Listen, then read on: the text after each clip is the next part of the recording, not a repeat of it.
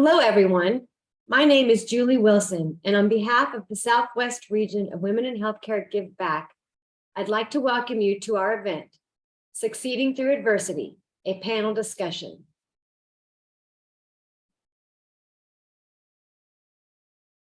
We have a very exciting presentation for you all today, and we are excited to amplify our chosen nonprofits. Fort Bend County Women's Center, located in Fort Bend County, Texas, and the Safe Alliance, located in Austin, Texas.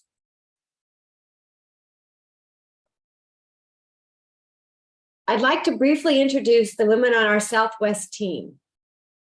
Andrea Mohair is a distinguished oncology sales specialist, and she works for AZI. Amanda Knight is a senior director at Oracle. Shandy Reed is a patient access coordinator at Pfizer. Alima Chaffa, PhD, is a senior medical science liaison at Blueprint Medicines. Tracy Wilson is a director at Pfizer. And again, I'm Julie Wilson, and I'm a territory business manager at Takeda Pharmaceuticals. Please note, the views and opinions expressed as part of this presentation are solely those of the speaker and do not express the views or opinions of the speaker's employer, the HBA, or Women Deliver. The mission of Women in Healthcare Give Back is developing bold and authentic women leaders using giving back to our global communities and purpose-driven programming as a pathway to both growth and social impact. The Healthcare Businesswomen's Association is the global leader in gender equity, advancing women into positions of influence and decision-making to improve health equity and outcomes. We are very excited to announce our 2022 Give Back program is a partnership with global nonprofit Women Deliver. Women Deliver hosts the world's biggest conference on gender equality and is seen as a global advisor and thought leader in this space with a voice at the United Nations and with many organizations spanning the public and private sectors. Women Deliver leads a variety of programs to engage youth in making change in their countries, to elevate the Sustainable Development Goals, and to amplify the overall global movement for gender equality. Their signature triennial conference in 2019 saw greater than 8,000 attendees across 169 countries, including decision makers from civil society, governments, the private sector, and international agencies, alongside advocates, activists, and journalists to identify solutions and to drive change. There were also 200,000 participants online and participating in satellite events around the globe. The images you see on the screen are from this very important global event. As part of preparation for the next Women Deliver Global Conference in 2023, Women in Healthcare Give Back is proud to be able to support the amazing work of Women Deliver by building satellite events to amplify the movement for gender equality in our 2022 program. Our 2022 program was very unique in that we were tasked with designing virtual events highlighting our chosen nonprofits and amplifying those nonprofits via social media. These events will be highlighted by the HBA during their annual conference in November of 2022 and Women Delivers Global Dialogue launching in January of 2023. At this time, I'd like to pass this over to Amanda Knight, who will introduce our first nonprofit and guest speaker. Amanda? Thanks, Julie. I'd like to introduce Heather Henry, Senior Director of Development from SAFE Austin, an organization that's very dear to me. I've been a supporter of SAFE for many years. SAFE is a Central Texas nonprofit committed to providing safety, stability, and healing to anyone who has experienced violence and abuse.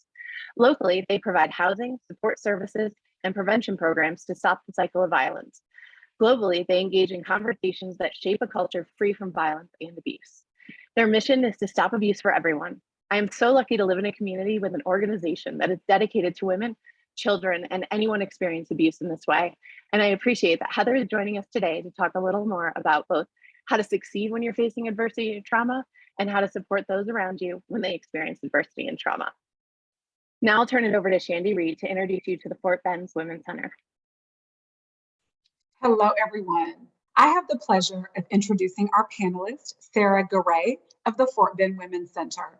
Since 1980, Fort Bend Women's Center has helped survivors heal from the trauma of abuse and move forward to independent lives free of violence and fear. This long journey of hope has led to an amazing evolution of programs and services to help provide survivors and their children freedom from abuse and a path toward independence. They provide a 24-hour emergency shelter and a crisis hotline, as well as long-term support services to help save lives every day. Fort Bend Women's Center serves survivors from Fort Bend County, Harris County, and surrounding areas in Texas. Sarah first became concerned about domestic violence and sexual trauma while helping her husband pastor a Spanish-speaking congregation of primarily first-generation immigrants from diverse Spanish-speaking countries. Resources in Spanish were limited in the Katy area, so both Sarah and her husband went for graduate degrees to become better equipped to serve the disturbing cases presenting in ministry. Sarah serves part-time as an obstetrical nurse at Memorial Hermann Katy, but devotes most of her time as a counseling supervisor with Fort Bend Women's Center. She is licensed in professional counseling and marriage and family therapy, and she's also certified in both EMDR, eye movement desensitization and reprocessing, and CPT, cognitive processing therapy.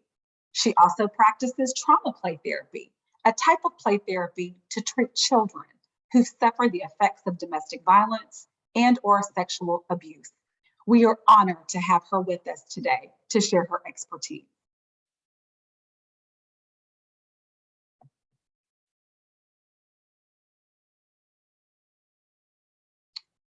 Now, we'll prepare for our actual panel discussion.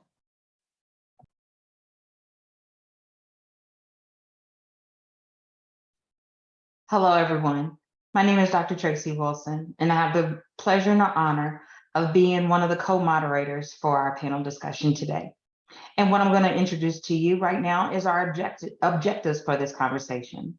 Our first objectives that we want to leave you with today is that we're going to discuss the path to growing and developing a successful career post-adversity and trauma.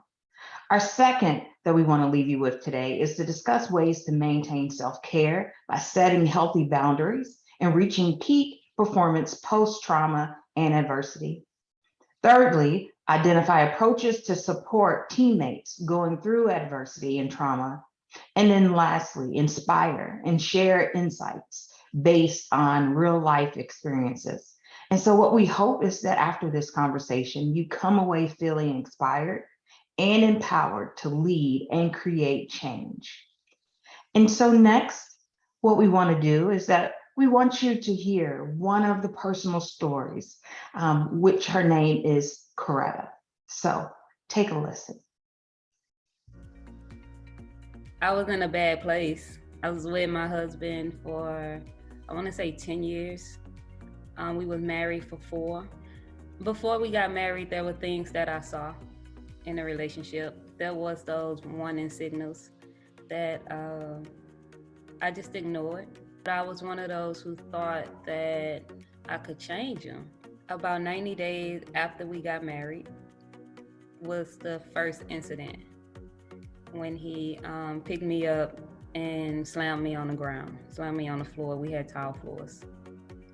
And then the next morning, he was still in a bad mood, in which he grabbed me by my throat and choked me against the wall.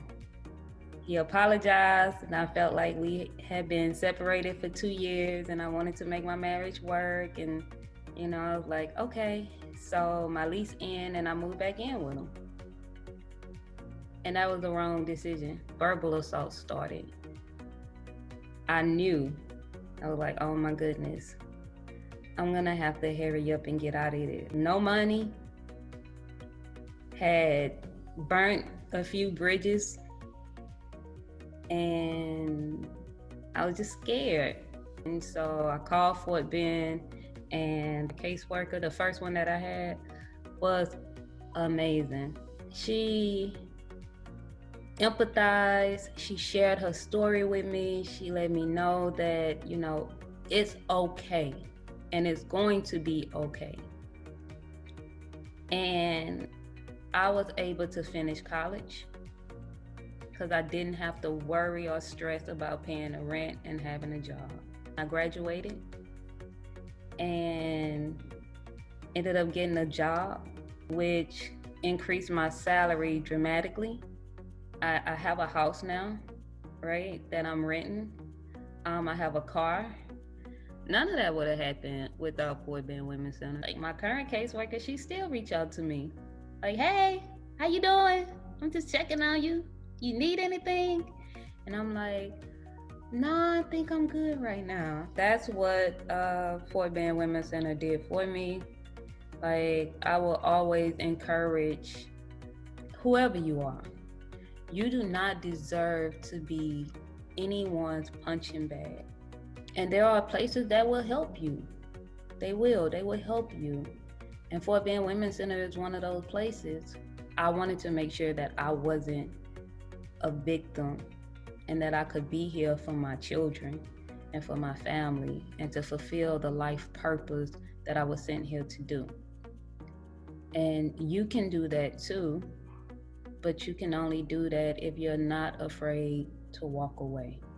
And so I encourage you that if you need help, speak up, because the help is there. And I encourage the sponsors, right? The underwriters. You're doing a good thing for a lot of good people. And some of those people don't know that they're good. Keep donating, keep sponsoring, keep being a part, continue that. And one day you never know who's gonna be helped. I do hope to become a contributor as well and an underwriter as well. Because when something so important as this, you wanna be an alum and give back and reach back.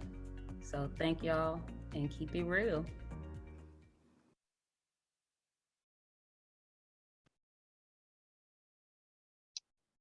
So as we just heard from Coretta, she does not want to be a victim. So I turn this over to our speaker now. So Heather and Sarah, thank you so much for being here.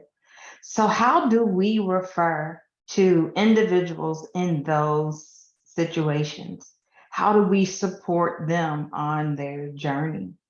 So Heather, I'll ask you that first question. So how do we refer to individuals in those types of situations? How do we support them on their journey?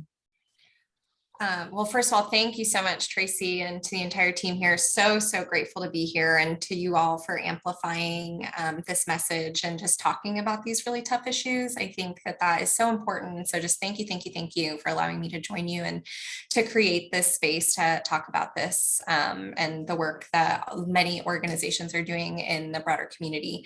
But I would say first at SAFE, we work very, very hard to ensure that whenever we're talking about the folks that we serve, that we use the term survivor rather than the term victim. And that's, it's semantics for some folks, but it can also be really meaningful in a lot of ways, because for so many of the folks that we serve who have experienced domestic violence or who have witnessed or experienced various types of sexual assault, it can be a really traumatizing experience. And so even just to move through understanding that was, they were victimized in a certain situation, to that they, survived something that not many people ever have to encounter or deal with in their life is really, really important. So just trying to use really uplifting and empowering language, and also making sure that you're deferring to whatever someone might prefer.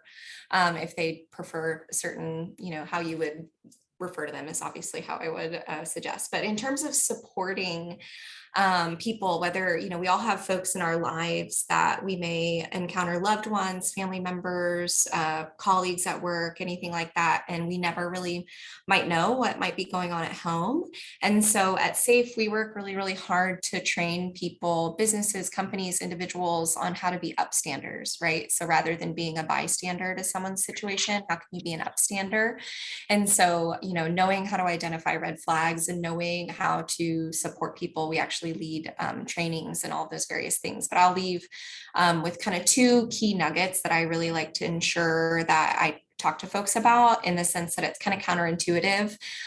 If someone ever does, disclose to you, I would identify a lot of gratitude, because that's, you have to be a really trusted person in someone's life for them to ever share and disclose that kind of information to you. So definitely start with a lot of gratitude of, thank you so much for trusting me with this information. That information is absolutely safe with me, and I will not be sharing that information with anybody unless you are okay with that.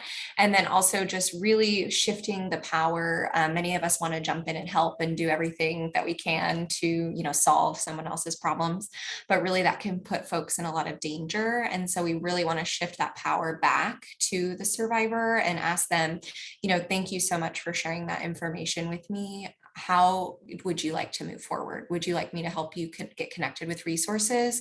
Would you just like me to lend in, a helpful ear? What would you like to move forward in what process? Or, even just comforting friend, do you need to come over to my house at a certain time during, the week in order to be safe? Those kinds of things, and just really give that power back to that person, and how you can be able to help. Wonderful. I love what you shared. I mean, just giving the language, I think, the two key pieces of language that you just gave us, survivor and then upstander. I don't think I've even heard that language before, upstander. I've never heard that term before. So thank you for sharing that. Sarah, I'll turn it over to you, answering the same question. Sure. Thank you so much. Those are great questions. So, many of our clients have been victimized, and sometimes they may want to refer them to themselves as the victim as opposed to the perpetrator. So like Heather was saying, we do let them give their own title to what's gone on in their lives. But we as support staff, as advocates, do refer to them as survivors. And then as a counselor, always plant way in the beginning in therapy that one of our goals is to help them move from survivor to thriver, that they are not defined by their abuse, and that this could be a springboard to a wonderful future for them. We don't want to glorify the abuse in any way or say, oh, this is so good that this has happened because it'll give you resilience. That's not helpful, but just giving them hope that they are so much more than what's happened to them. And the reality is that many of our clients do thrive.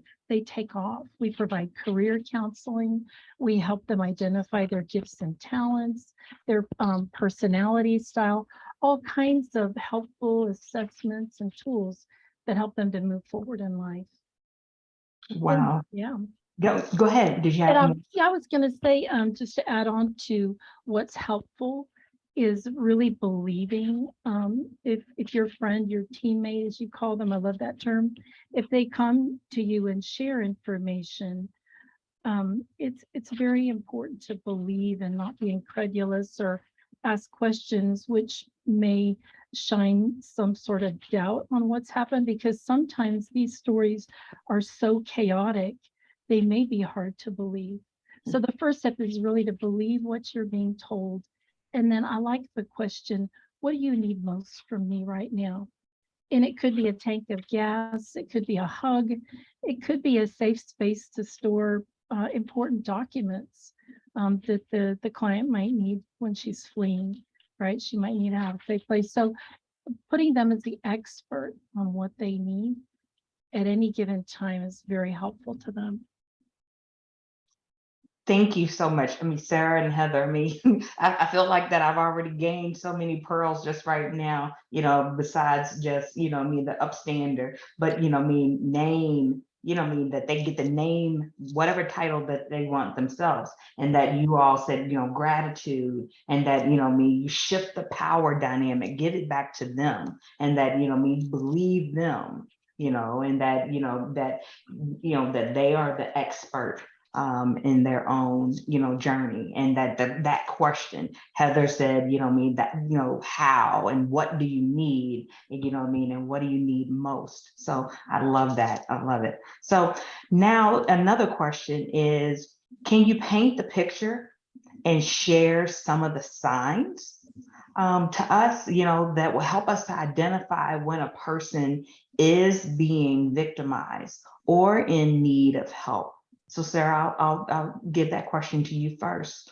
I think one of the things you may notice from someone being abused is that there may be some shame, right? They may have a downcast appearance, and they may just feel that they're worthless. So shame, Brene Brown tells us that it grows in a petri dish of secrecy, silence, and judgment. And so in order to break that, we want to silence the silence and just give opportunity for them to speak what's going on without judgment, without secrecy, right? And so those are things to look for, right? If someone has a real change in demeanor, and they seem to be ashamed, right? Those would be times to say, what's going on with you? You seem different. How may I help? Heather, what about for you answering that same question? What can we look for?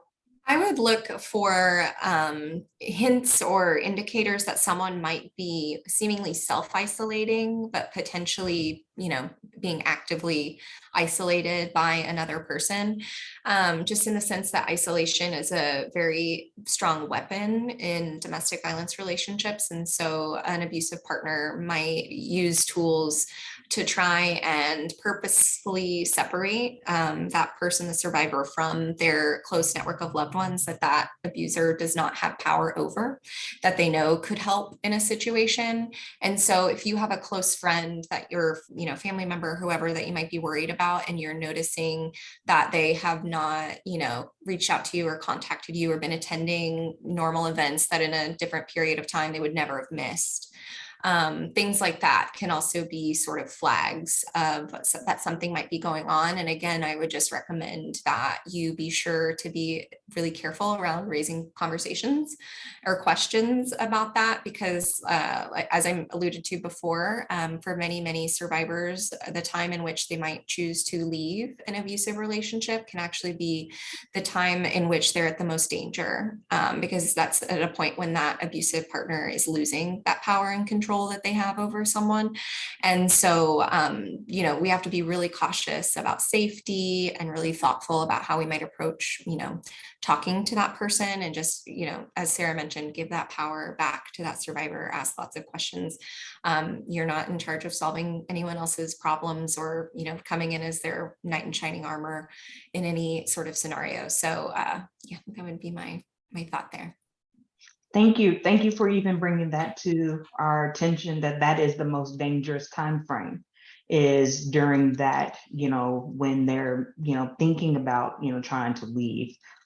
So thank you for bringing that to our awareness.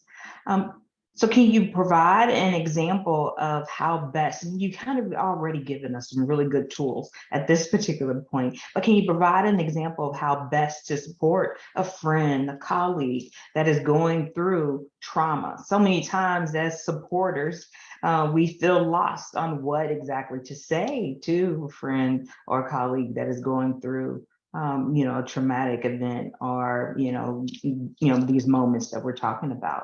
So Heather, I'll ask you to start with that.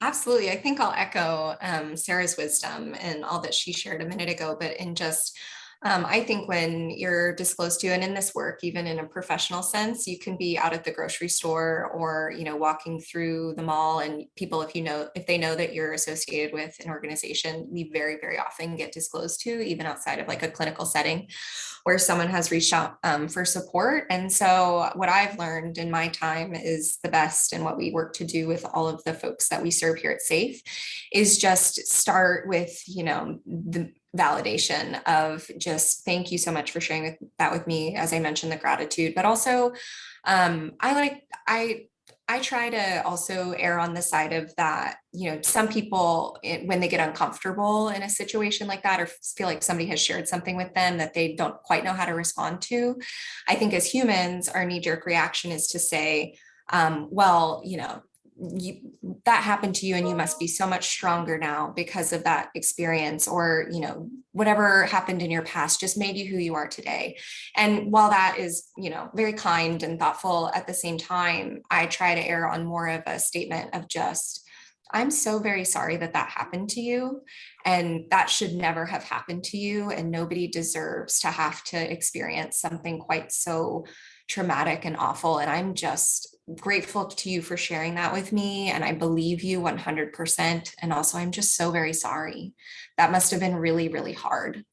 And so that's where I tend to go with that. And then just like I said, so start by, gratitude and some just support and validation, and then start by believing always, always, always, and then give that power back to the survivor of how you might best help them. Maybe like, for example, if a friend came to me, I would say, hey, we have all these services, it's safe. how can I get you connected? Or, it might be something more simple. Can you keep my kids for a week? Because we just need a break. Can you, we might need some food, or I'm not able to get to the grocery store, and I'm working on a lot of different things and balancing a lot of plates in the air right now, and I just need you to come help me clean my garage. It could be very, very simple, but the family members or whoever is disclosing to you likely has an answer of what could make their life just a little bit easier as they navigate this really challenging situation.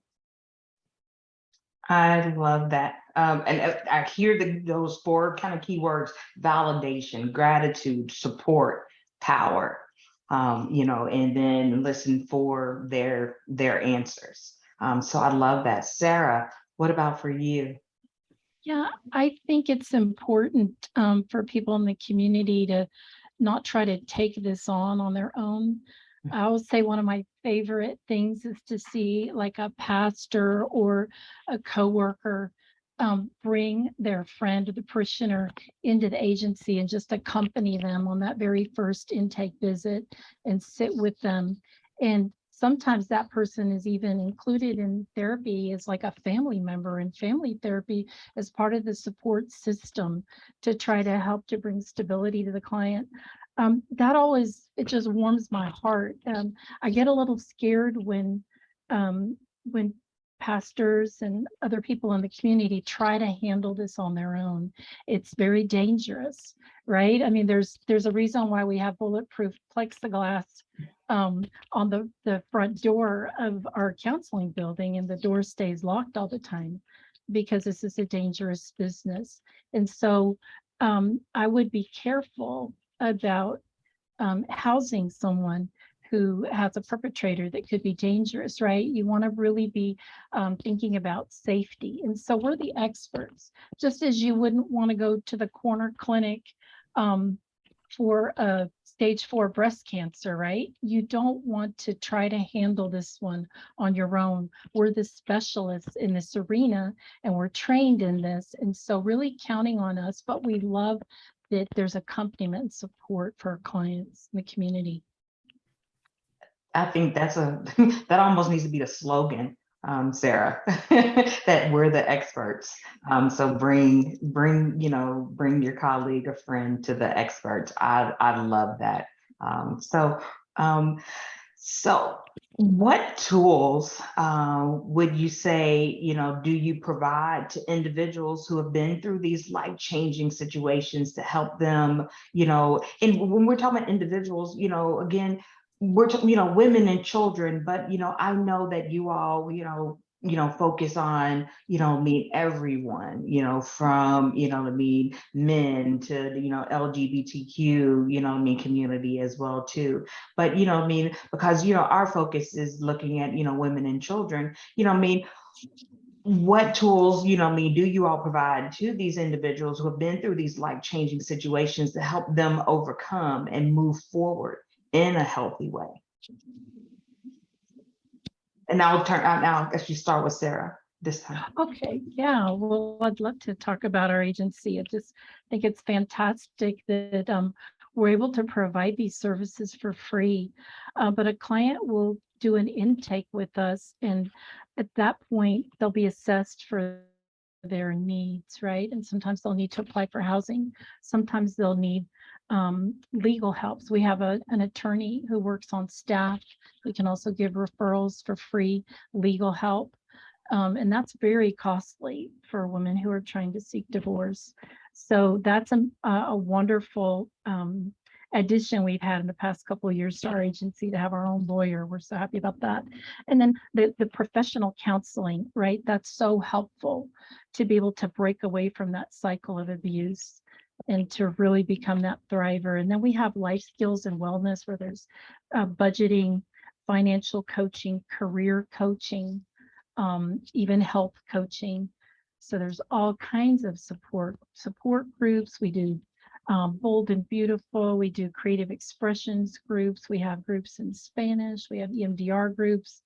There's just all sorts of wonderful resources available to clients. And then we do have the shelter that you mentioned that houses men, women, and children, usually for up to 3 months. Wow. Wonderful. Heather.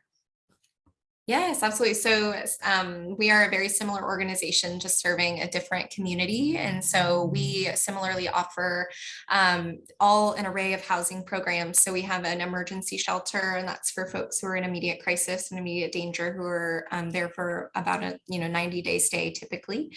Then we also offer supportive housing, so more like transitional housing programs, as well as permanent supportive housing. So that's for folks who are just working to rebuild their lives and starting over. And so having an apartment complex that's affordable right on our campus is incredibly useful for so many people, especially in Austin, Texas, y'all. It is wild here. And so we offer also a 24-hour safe line, and that's our crisis hotline. And we always say that our safe line is our front door. So similarly to what Sarah was mentioning, that's where we do all of our intakes. And so folks who are calling, are seeking support, are in crisis, and they're needing to be connected. Maybe they're not safe at home and they need to be immediately moved into shelter, or perhaps they maybe they have family in another state and they just need a one-time support payment to help buy them a plane ticket to Denver or something like that. So we offer a bridge, that's called our Bridge to Safety program.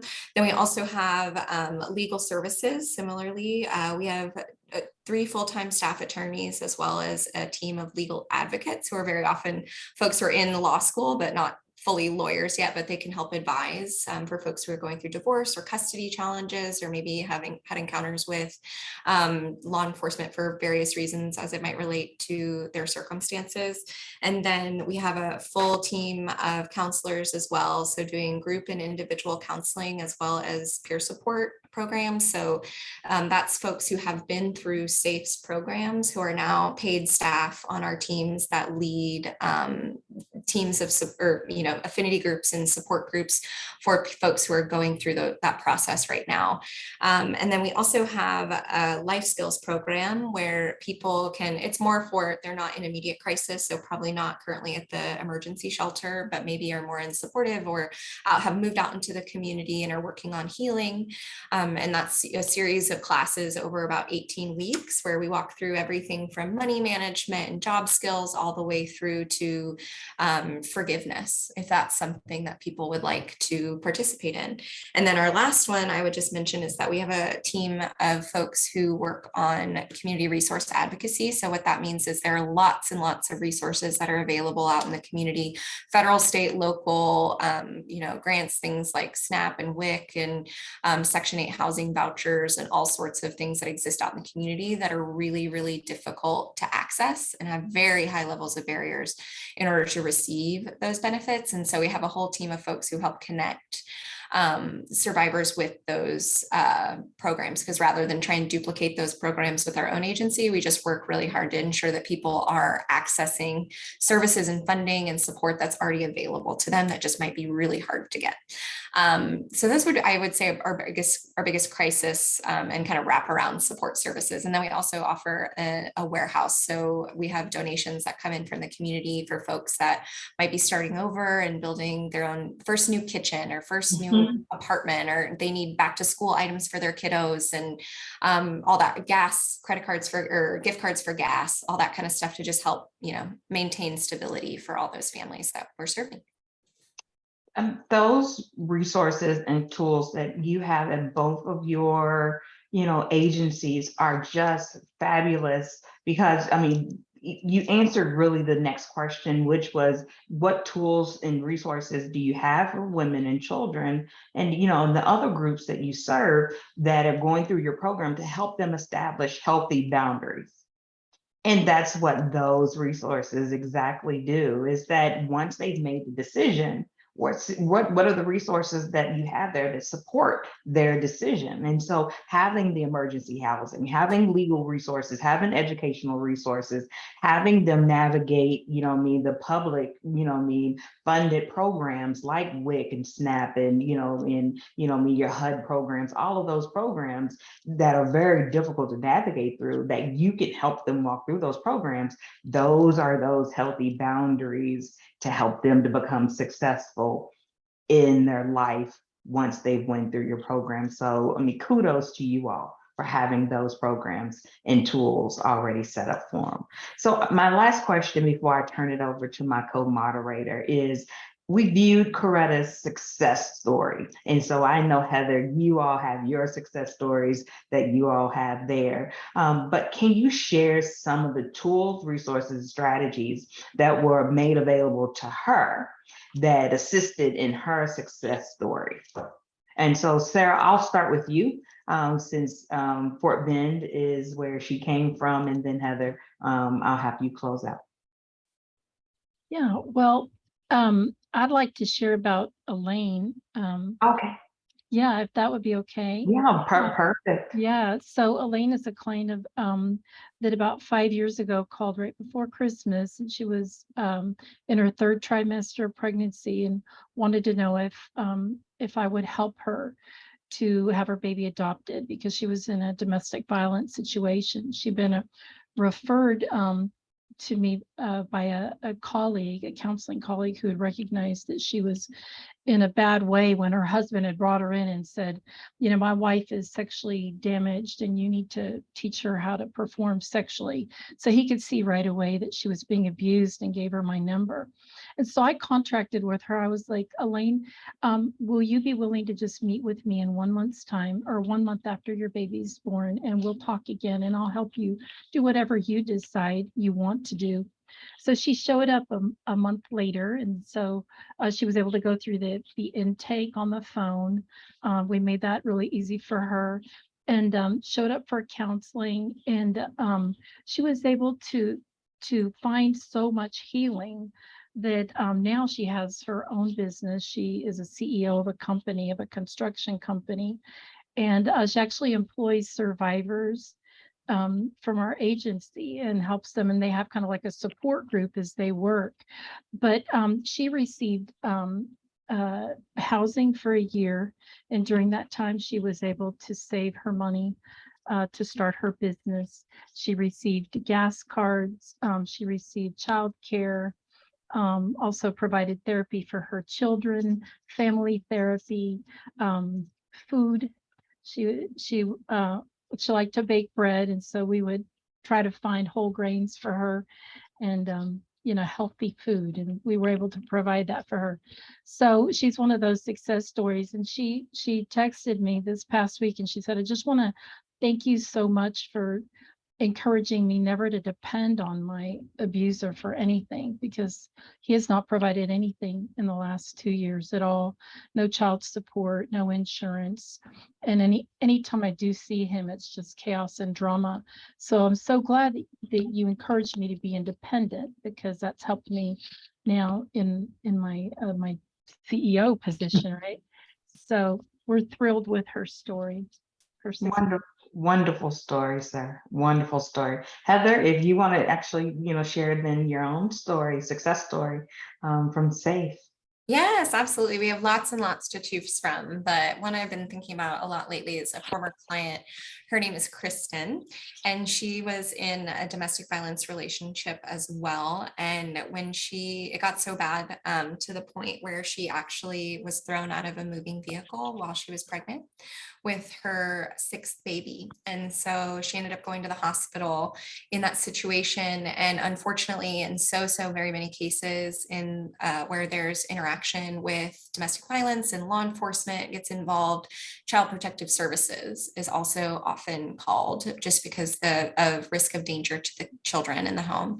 And so even though Kristen was a safe and loving parent, because she was still living in a home with her abusive husband, CPS actually removed her children. And so even though through that whole process, she, left her husband and they were no longer together and she was living independently, CPS still removed the kids from the home. And so then Kristen was faced with this laundry list of requirements that she had to meet in order to get her kids back. And all of her kids were placed in foster care, and they were placed in different placements. So all of these siblings were separated into multiple homes across the community, across the state, and they were no longer with mom. And so that's when we met Kristen. And so she came to seek some support from our Safe Futures program, which works with parents who are dealing with, at that intersection of domestic violence and child welfare or child protective services.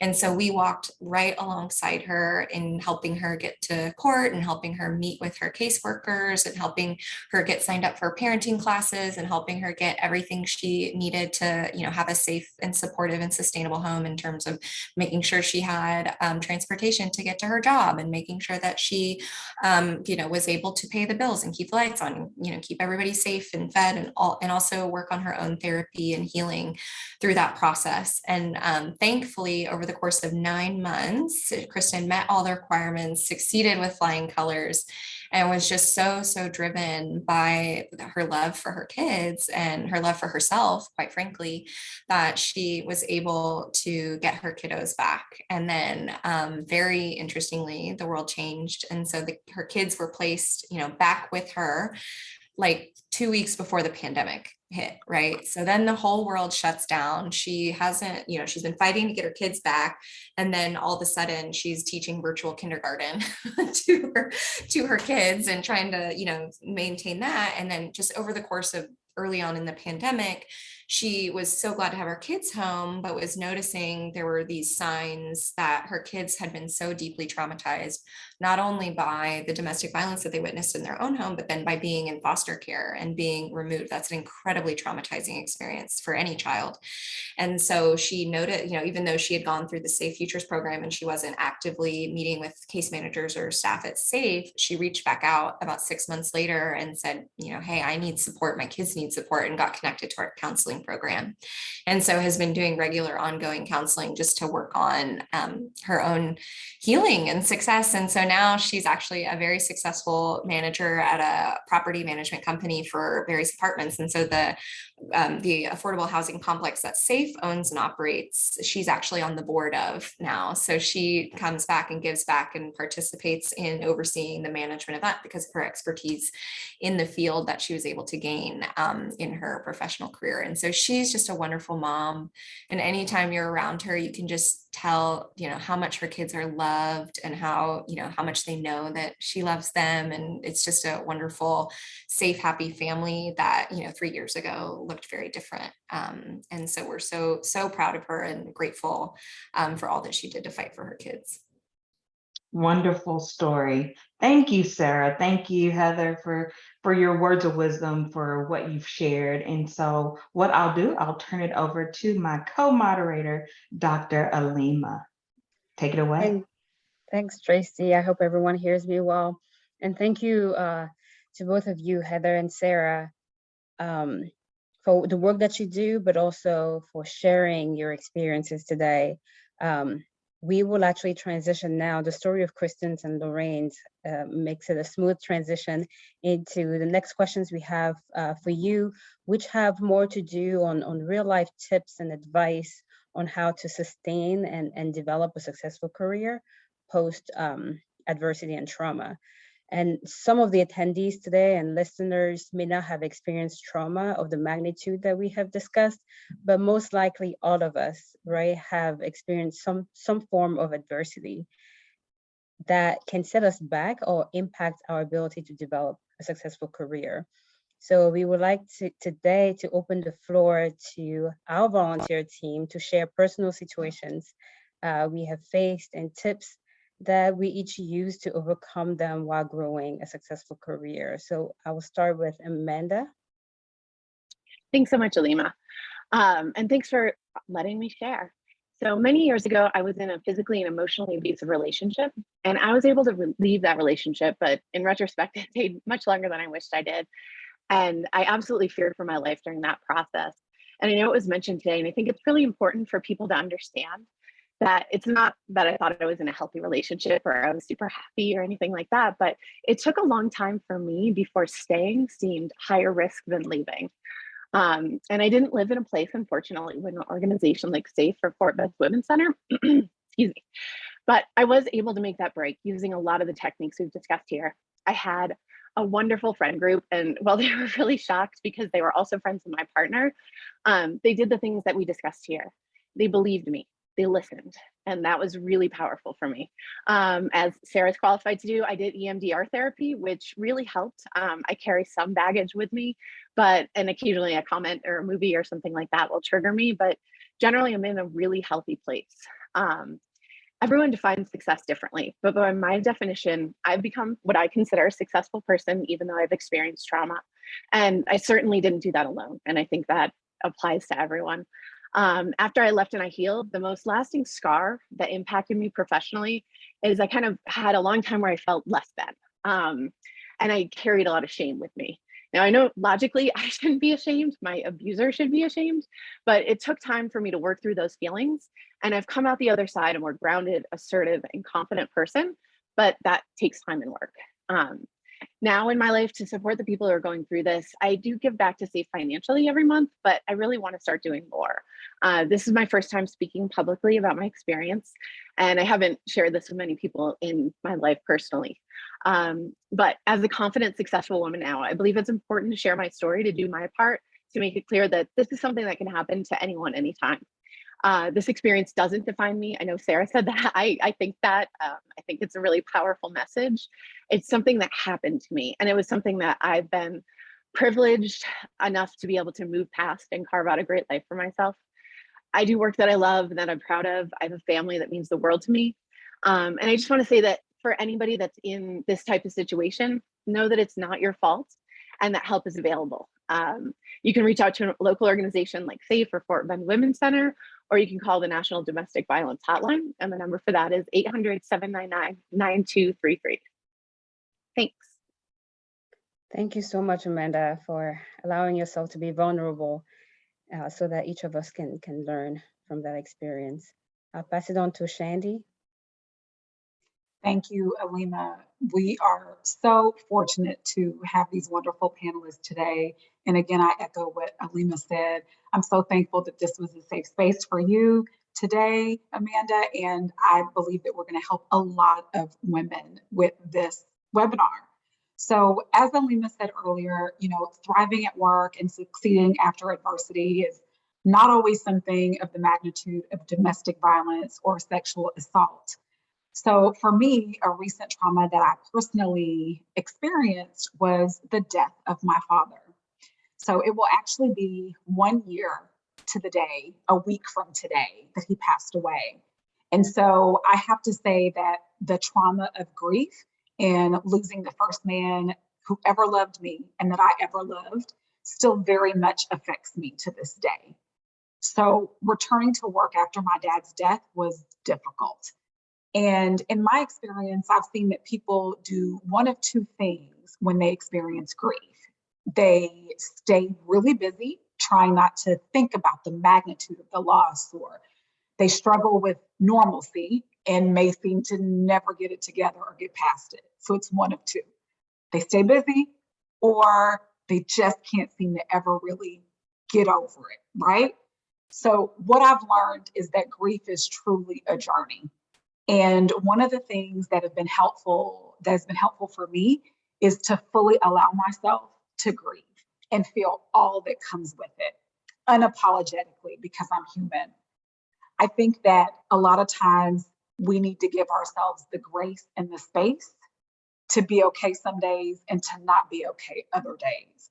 And so that is something that has really been helpful for me.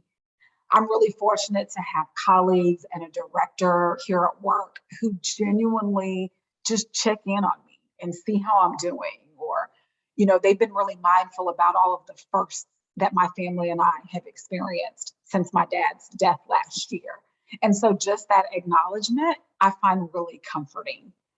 And the second thing I'd have to say that's helped me to still be successful in my career despite losing my dad is to really take advantage of all of the resources that are available to me through my employer. There are things that I didn't even realize existed before we went through this experience. And this is the first time I've ever experienced losing a parent and someone that's close to me. So counseling and support services have been really helpful for me and my family members. And then we also have a really neat platform here called Thrive Global that has all kinds of resources for colleagues who've experienced trauma. There are webinars, there are videos, and there are other tools that are available to help us cope with the effects of trauma, burnout in general from work every day. We're all busy, burnout is real, and then just general life stressors.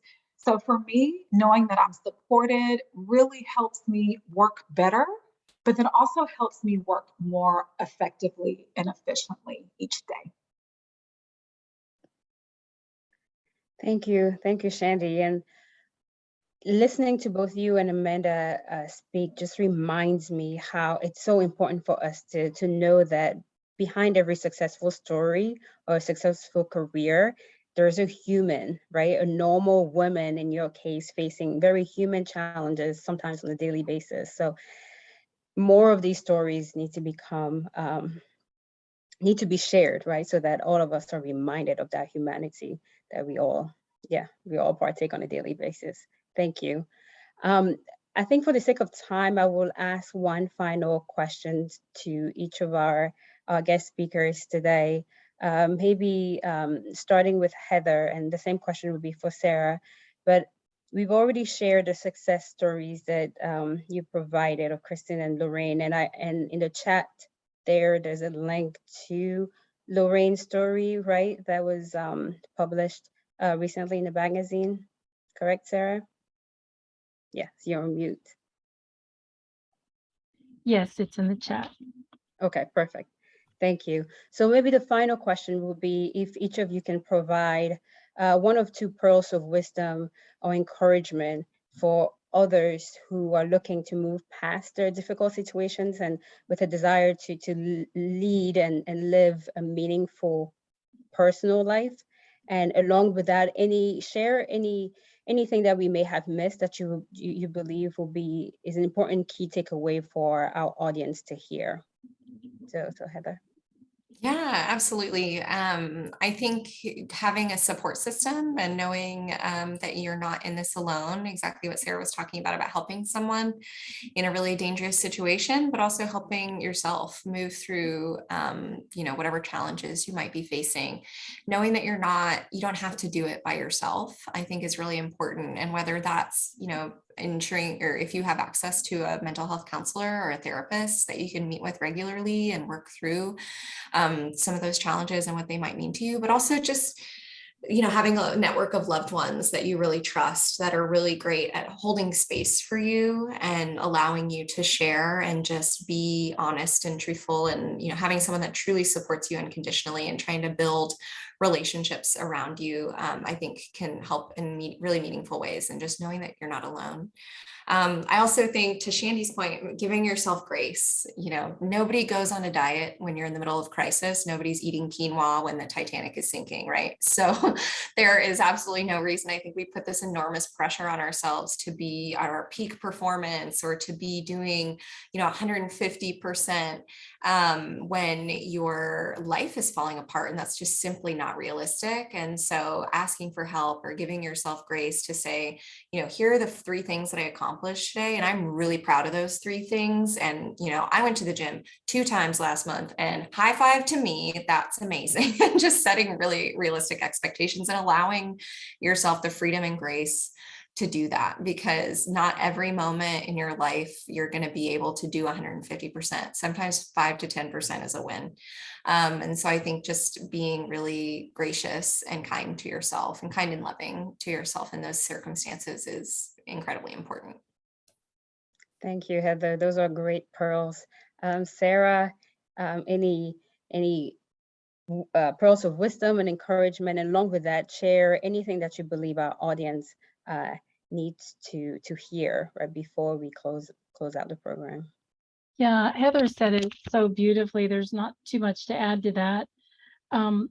Maybe the only thing I would point out is that there are people out there who are called to actually support those who are going through these difficulties. And I think that's one of the things our clients are so surprised about when they meet us. They're like, I can't believe there are people, like you that are doing this work. I just never knew that there were these good people out there. And part of what Heather was sharing about the isolation, that's if you're feeling isolated and alone, and that there aren't any good people in the world anymore, I just want to encourage you that there are a whole team of us who are called to support you. So reach out and get help, and it'll make a world of difference. Thank you. Reach out and get help. Thank you to the both of you. I've learned so much. Thank you so much for taking the time to speak with us. And with that, I'll pass it on to Andrea for some closing remarks. Well, this has truly been an inspiring discussion, and I have thoroughly enjoyed the panel that we've had today, and I hope that you all have as well. It's really wonderful to see the great work that both Fort Bend Women's Center as well as Safe Alliance are doing to empower women post-trauma and adversity. A couple of key takeaways that I gained from this discussion today are: the gift of availability is huge.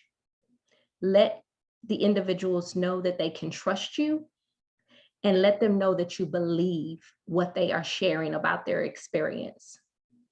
One of the other key points that was shared today was one of the most important questions that we can ask when someone is going through a traumatic experience and they share it with us is, what do you need most from me right now? In addition, making sure to give yourself some grace, and then do not try to fix the problem. Be there as a support.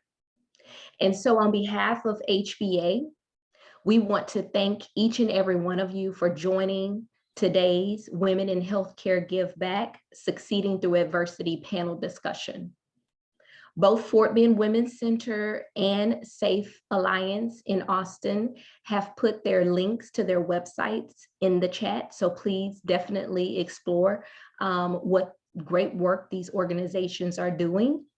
In addition, we want to encourage you to get involved, share your talents, and support organizations in your community to continue empowering women all around the world to springboard from being survivors to becoming thrivers. Thank you.